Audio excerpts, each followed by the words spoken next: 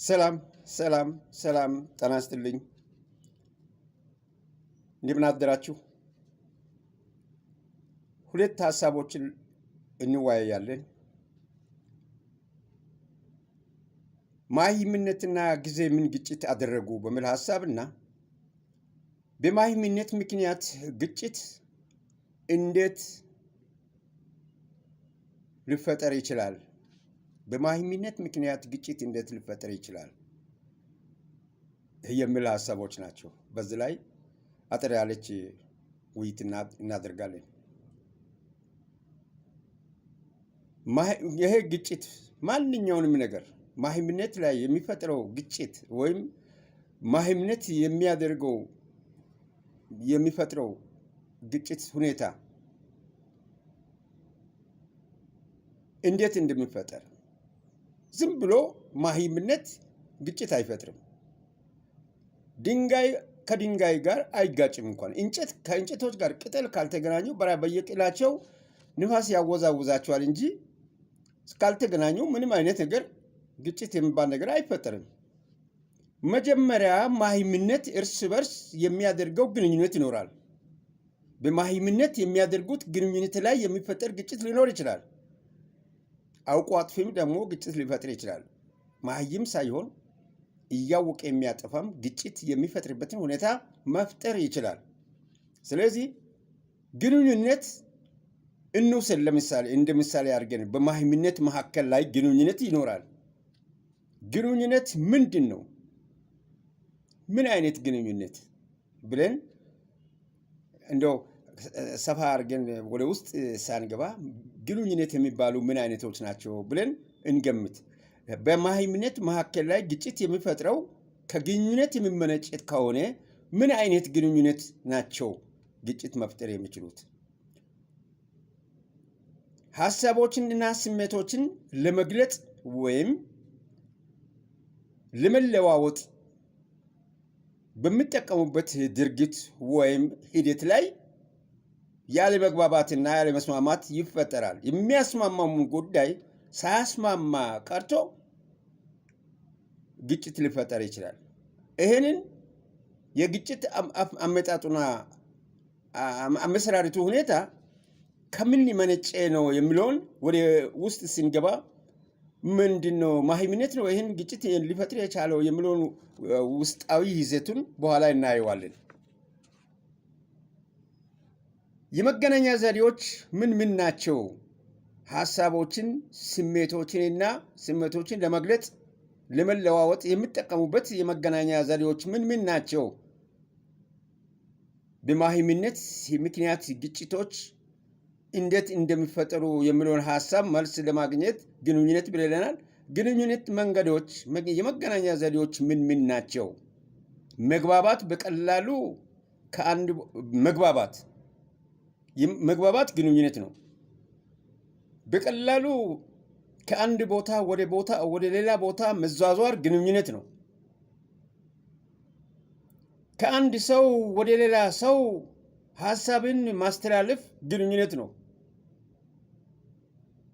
ነገር ግን ለግጭት መነሻ የሚሆነው መንስኤው ሀሳብ ከአንድ ሰው ወደ ሌላ ሰው ከአንድ ቦታ ወደ ሌላ ቦታ በሚዘዋወርበት ጊዜ በሚደረገው እንቅስቃሴ ውስጥ የሚፈጠር ነገር ነው። መሰረቱ ቤዙ ዋና ቁልፉ እዛ ውስጥ ነው ያለው። ዋናው ነጥብ በግንኙነት ውስጥ ነው ያለው። እንግዲህ በሁለቱ ከሰው ወደ ሰው በማስተላለፍ ወይም በመገናኘት በሚያደርጉት ላይ ነው ያለው። መልእክቱ እንዴት ለሌላው ሰው የሚቀርብ ተቀባዩ እንዴት መቀበል እንደሚችል በሐሳብ ግንዛቤን ለመጨመር ከመልእክቱ ውጭ ሌላ ግንዛቤ ለመጨመር ብሎ ሲቀጥል ዓላማቸውን በግልጽ ለመነጋገር አለመግባባቶችን ከሌሎች ጋር ሊፈጥሩ ይችላሉ። ሐሳቡ የነበረው ሐሳብ ከፈለቀው ሐሳብ በመለዋወጥ በሚደረግበት ጊዜ ተጨማሪ ቃላቶችን በሚያክልበት ጊዜ አለመግባባቶች ሊፈጠሩ ይችላሉ። ግጭቶችን ሊያስከትል ይችላል። ይሄን ነው እንግዲህ በማህይምነት ምክንያት ግጭቶች እንዴት ሊፈጠሩ ይችላሉ ለሚለው ጥያቄ ይህ እውነት በትክክለኛ ሁኔታ በመጣ አገላለጽ ላይ ነው ይህ ግጭት የተፈጠረው ወይስ በተሳሳተ አመለካከት ሊያብራራ በተነሳው ላይ ነው ግጭት የተፈጠረው ሊግባቡ ያልቻሉት የሚለውን ነው መውሰድ አለብን።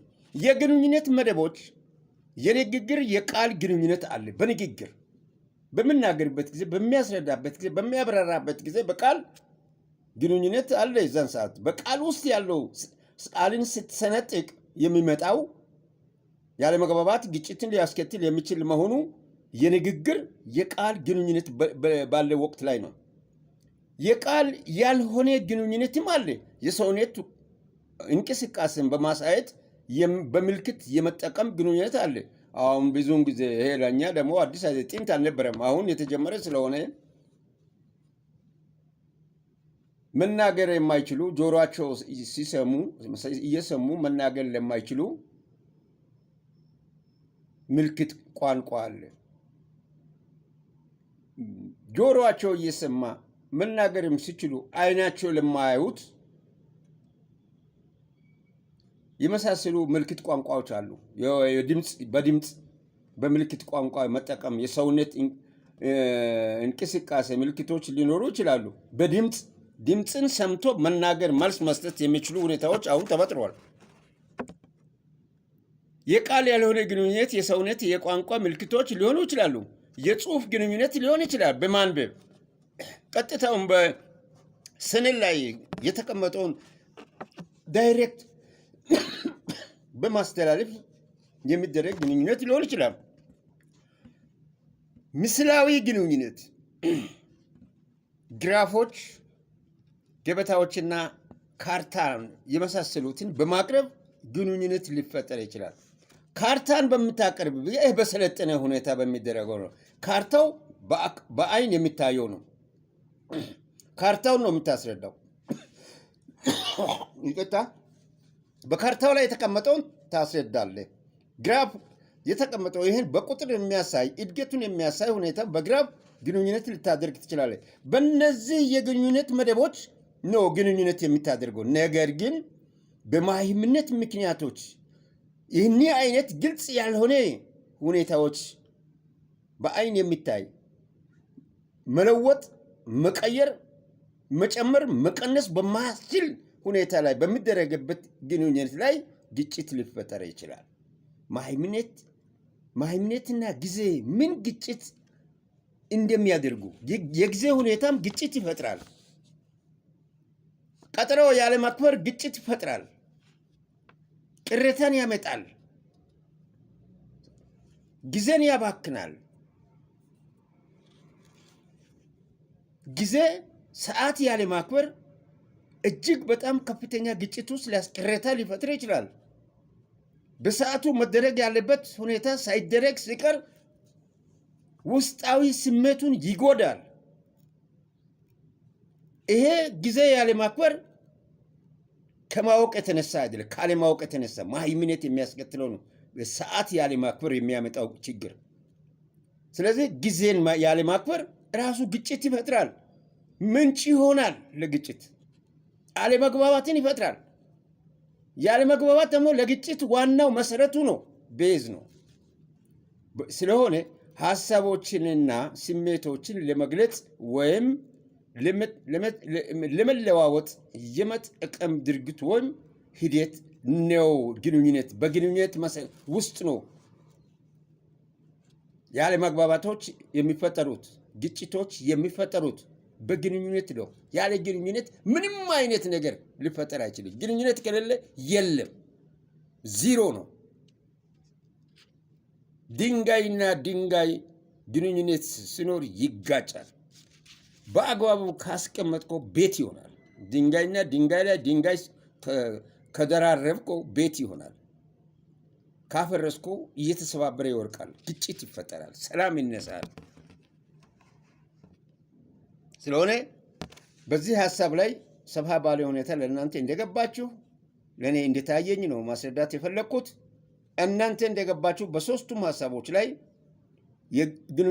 ግንኙነት ምንድነው በሚለው ላይ የመገናኛ ዘዴዎች ምን ናቸው ለግንኙነት የምትለው በሚለው አሁን እንዳስቀመጥኩት የግንኙነት መደቦች በአንኳር ሆኖ ግጭት በማይፈጥሩ መልክ የማስተላለፍ የሚችሉ ሁኔታዎች የሚቻልበት ሁኔታዎች ጥያቄም አለ። በዛ መካከል ላይ ጥያቄዎች የሚኖራ ሰላምን ለመገንባት ግንኙነት እንደ መሳሪያ መጠቀም የምንችለው እንዴት ነው በሚለው ላይ ማጠቃለያ የሚሆን ይሁንና ሰላምን ለመገንባት ግንኙነት እንደ መሳሪያ መጠቀም የምንችለው እንዴት ነው?